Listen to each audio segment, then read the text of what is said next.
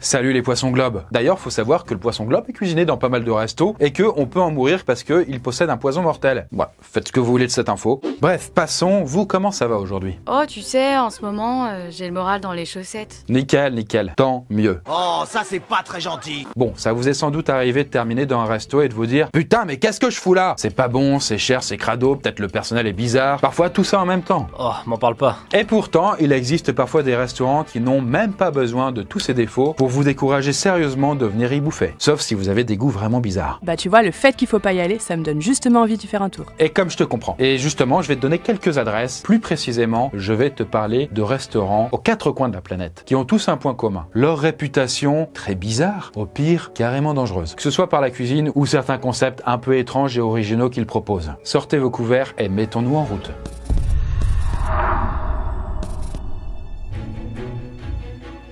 Bien, nous allons commencer notre périple en douceur par une halte à Taïwan. Là-bas, les restaurants à thème sont assez populaires. On peut manger dans un décor de prison, d'hôpital, dans un décor de thème de Barbie, ou encore dans un restaurant à la décoration assez olé olé, où tout est en forme de zizi, de tété et de zouzou. Ok. Bon, le restaurant qui nous intéresse, le premier de la liste, est un de ces restaurants à thème. Et ce thème, pour le moins surprenant, est les toilettes. Les chiottes, les WC et tout ce qui est lié de près ou de loin. Le pipi et le caca, bien entendu. On adore ça, le caca. Ok, j'avoue que comme ça, c'est bizarre et pas hyper appétissant.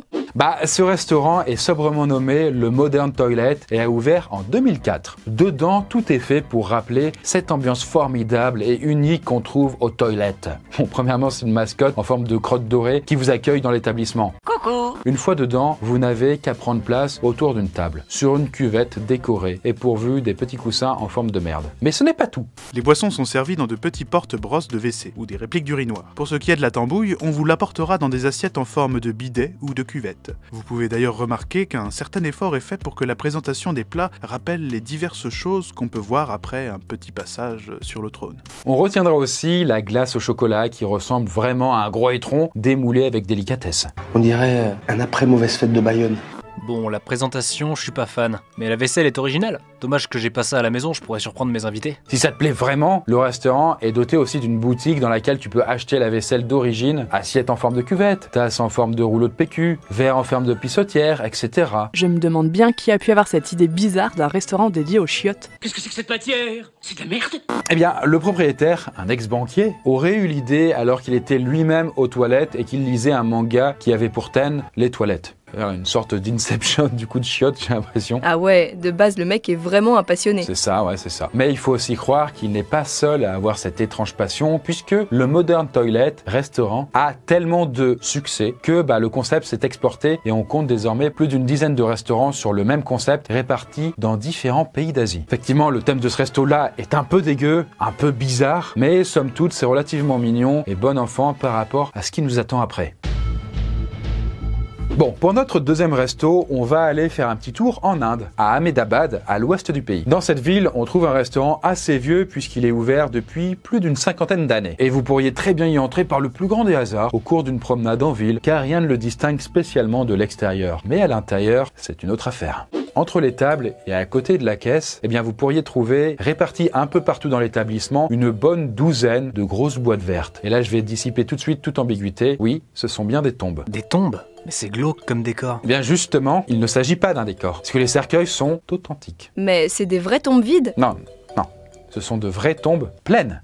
Et du coup, d'après les rumeurs qui courent, certaines tombes dateraient du XVIe siècle. Mais les clients n'y font pas attention et mangent tranquillement à côté de ces quelques macabées. C'est hyper bizarre. Alors oui, pour toi sans doute, mais pour les habitués du restaurant, y a pas de quoi s'offusquer, bien au contraire. Le restaurant a été construit sur un ancien cimetière musulman. Au lieu de détruire ou de déplacer les tombes, le propriétaire a décidé de les conserver et de les entretenir en les intégrant directement dans son établissement. Pour l'anecdote, les tombes sont régulièrement fleuries par le gérant lui-même. D'ailleurs, il paraît que le peintre indien Makboul Fida Hussein, qui est décédé en 2011, était un habitué de ce restaurant et qu'il aimait beaucoup y venir pour l'ambiance particulière qui y régnait. Et d'ailleurs, il a fait même cadeau d'une de ses toiles au resto. Ok, c'est quand même trop perché pour moi et j'éviterai d'avoir mes rencarts là-bas. Comme tu veux, comme tu veux. Après, crois-moi que t'auras pas non plus envie de mettre les pieds dans les prochains restos qui arrivent, quoi.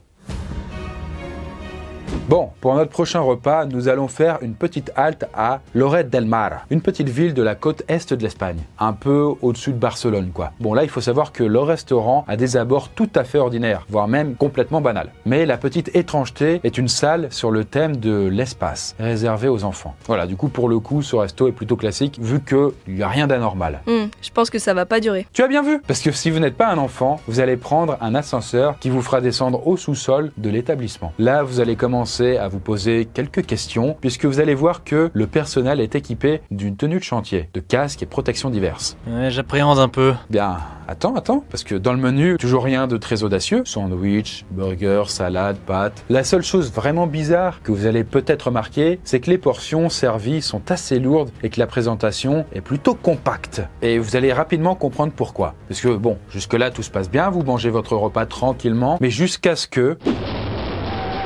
Attends, qu'est-ce qui se passe? Y a un tremblement de terre ou quoi? Tout à fait, tu ne rêves pas, un séisme de magnitude 7,8 sur l'échelle de Richter vient de se produire. Inventée dans les années 30 par Charles Richter, l'échelle de Richter permet d'évaluer la force d'un séisme. Même si elle est assez imprécise, on peut retenir qu'entre 1 et 3, le tremblement de terre est à peine ressenti, de 4 à 5, il est ressenti mais cause peu de dégâts, de 6 à 7, il commence à faire des dégâts, et au-delà de 9, il est destructeur. Autrement dit, avec une magnitude de 7,8, ça secoue sérieusement dans le Disaster Café. Tout tremble, les lumières s'éteignent, bref, faut pas être cardiaque, faut plutôt même aimer les sensations fortes pour aller y bouffer. Un petit instant, comment ça se fait qu'il y ait des tremblements de terre comme ça? Le resto il est au milieu d'une zone sismique? Du coup non, même pas. En fait, il est simplement équipé pour simuler des séismes. Bon, de l'extérieur, pourtant, on ne se rend compte de rien du tout. Mais ceci dit, je vous rassure, même si l'animation est spectaculaire, aucun accident grave ne s'est jamais produit au bien nommé Disaster Café. En revanche, vous risquez très fortement de bousiller vos vêtements en faisant tomber votre assiette de pâtes bolognaise dessus, quoi. Ah mais c'est mort, je vais pas là-dedans. Écoute, tu fais comme tu veux, je m'en fous. Mais maintenant, j'espère que vous comprenez pourquoi la nourriture était assez dense et tassée, pour éviter que ça ne vole dans tous les sens. Quoi qu'il en soit, je vais t'amener ailleurs, dans un endroit plus paisible, mais où les sensations peuvent être plus fortes.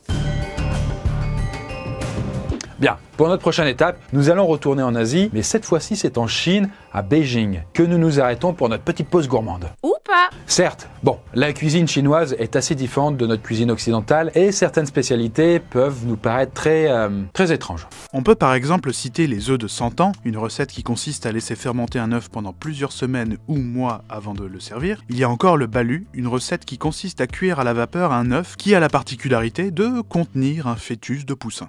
Enfin, quoi qu'on en pense, la cuisine chinoise est pleine de surprises. Si vous vous rendez au Guo Lixuang, vous risquez de vous en apercevoir assez rapidement puisque l'établissement est spécialisé dans un mets un peu particulier, la bite. Pardon?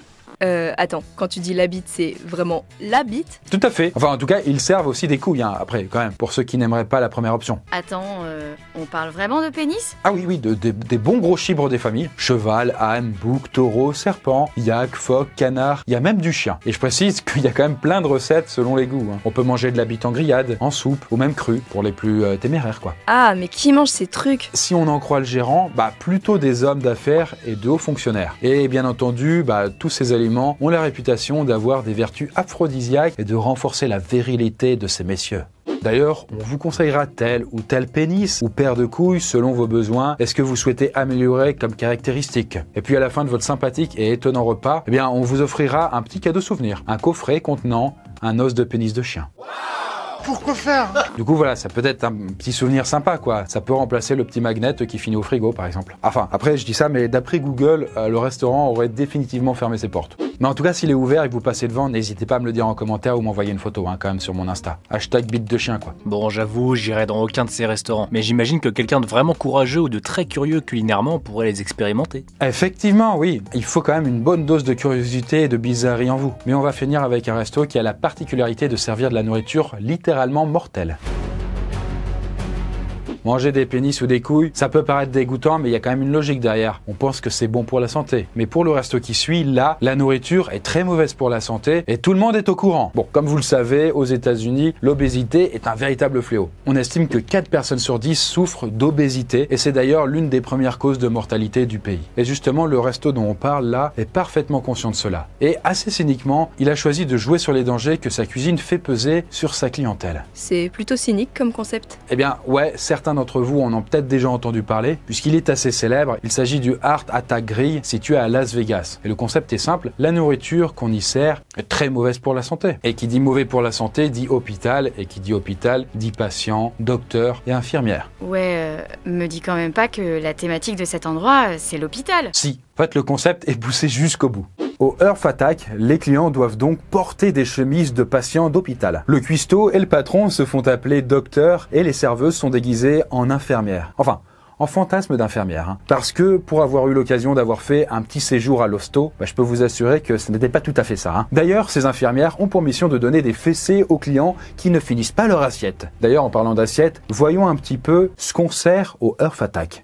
Comme vous vous en doutez probablement, le Heart Attack Grill sert des hamburgers et des frites. Ces hamburgers répondent au nom cynique de simple, double, triple ou quadruple pontage, selon le nombre de steaks ruisselants de graisse qu'ils contiennent. Le quadruple pontage est d'ailleurs le burger le plus calorique du monde avec 8000 calories, l'équivalent de 4 jours de calories standard pour un adulte. Ces burgers sont accompagnés de frites cuites dans du sein doux et servis à volonté. Le tout peut être accompagné de bière ou bien entendu de soda particulièrement sucré. Et, cerise sur le gâteau, des cigarettes sans filtre sont distribuées aux clients qui le souhaitent. J'ai aussi oublié de dire que, bon, si vous pesez plus de 160 kg, vous pouvez manger gratuitement au Heart Attack Grill. Et si vous avez réussi à terminer le plus gros burger du restaurant, vous aurez le privilège d'être placé dans un fauteuil roulant et reconduit jusqu'à votre voiture par une infirmière. Les infirmières ne sont pas obèses d'ailleurs. Ok, c'est assez malsain et très chelou comme concept, mais ça a l'air plutôt cool comme restaurant. Genre le fast-food qui s'assume. Ouais, bon, en attendant, le porte-parole du restaurant, qui était un habitué des lieux, est mort à 29 ans, des suites de complications pulmonaires dues à son obésité.